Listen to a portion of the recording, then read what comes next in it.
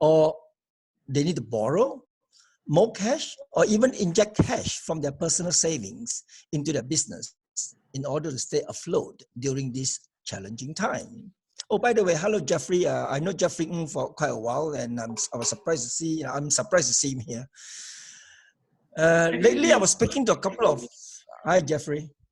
Lately, I was speaking to a couple of entrepreneurs who even resorted to the extreme measures of remortgaging their homes to support their businesses, which I salute them for taking that kind of high risk and for believing that the business will pick up eventually. Maybe not now, but at least until end of the year. But it is a faith and belief that business will pick up, which is the crux of today's discussions. And we all believe business will pick up. Perhaps a burning question that touches all our hearts is, where are we now compared to pre-MCO? I've been saying that this downturn is the mother of all recessions, and practically all the supply chain worldwide is completely disrupted to a standstill. Already there are many casualties, not just members of MRCA. All these Malaysians, self-employed Malaysians, the like of accountants, lawyers, including Dato Ringo and myself, some have already lost their livelihood during the MCO in the COVID-19 pandemic. Many business owners are now focusing on surviving month by month due to lack of sales or even zero sales. Now, these SMEs are finding it difficult to pay the ongoing high costs. And we all know that all these high salaries, rental, which we have been discussing, statutory payments, which expenses are causing them severe cash flow problem. And this is the crux of today's meeting. Even when MCO is fully lifted, presumably on the 9th of June, sales will still be slow, if not somewhat soft, as consumption will not intensify overnight. People are still cautious, and I'm sure the social distancing will continue till at least the end of the year. With all the economic stimulus packages so far, it has offered very little help. And the way I see it, a lot more financial aid is needed from the government. Now, we were talking about SRF earlier, the Special Relief Fund, that has all dried up. Even with a further increase, it has already dried up a couple of weeks ago.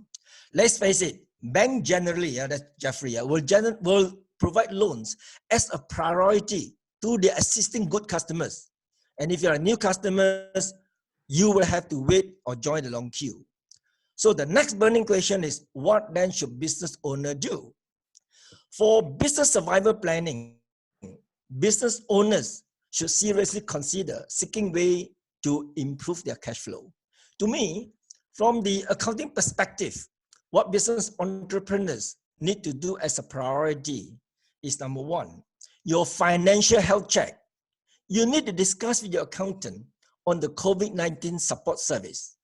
You need to understand your current cash flow situation during and post MCO.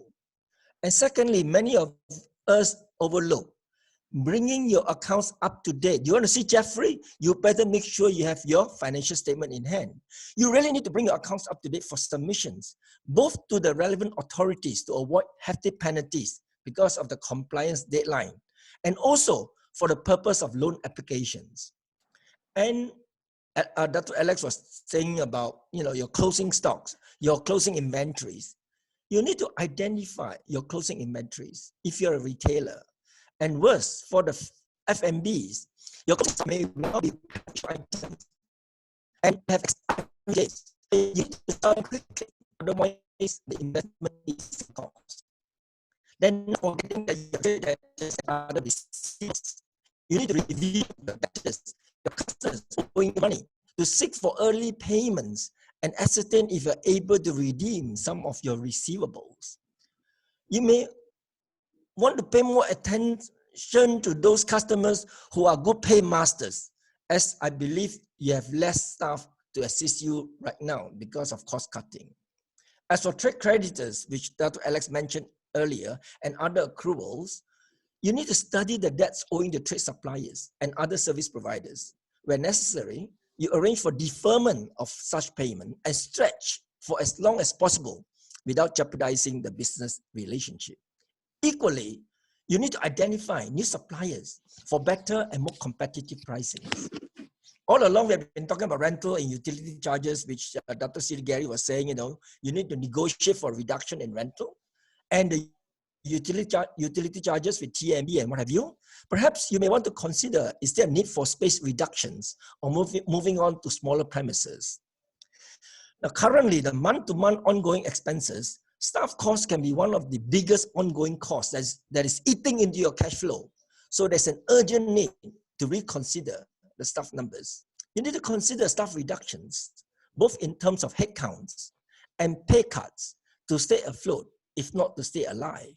You also need to review the staff benefits and perks. We have been talking about the COVID-19 deals.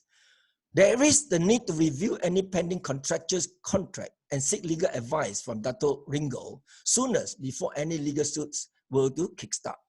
Collectively, the way I see it, we need to seek government's aid and incentives.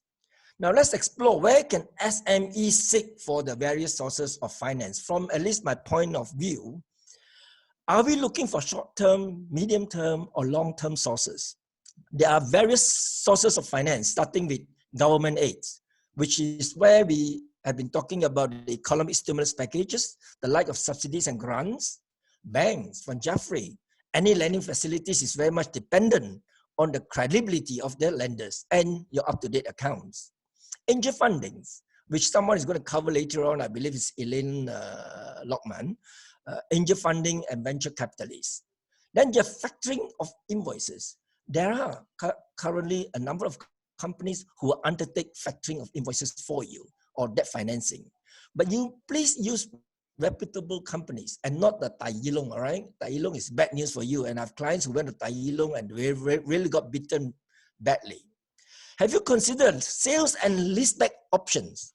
This is applicable for office building to help ease your cash flow. For example, this is what Dato Vera Amil will share with you. There is what he calls, he sold his properties and then ran it back. And this is where you ease your cash flows. Then you look at your business collateral loans, loans from trade credits, issuance of bonds perhaps, preference shares, before you look into equity fundings, because equity means they are taking up a share in your business. For listed entities, perhaps you can look into issuance of new shares, right issues, loan stock, debentures with interest, etc. And of course, your private savings. And for small businesses, you probably go for friends and family. Perhaps one should also consider some form of restructuring programs to include some kind of merger and acquisitions to beef up resources. And at the same time, you cut off common expenses to stay efficient. Some may suggest franchising as another option. And this is an area where I'm sure there are a number of master franchisors here, including Dato Seri Nelson here, who will be sharing their invaluable knowledge. To me, what is important is that we need to relook into our business operation plan, bearing in mind that banks and financial institutions do not invest in ideas, but they want a business operation plan of your product and the business operations. I will talk more of the survival later on if I'm being asked. Over to you, Stan or Raymond. Thank you very much. Thank you so much. Go ahead, Raymond. Please go ahead. Yeah, thank you, Raymond. Yeah. Basically, the next person I'd like to invite, in fact, before that, I'd like to thank, I think there's a lot of thought has been put in place by Dato Sri Raymond with regards to all the alternative source of, funding and also how to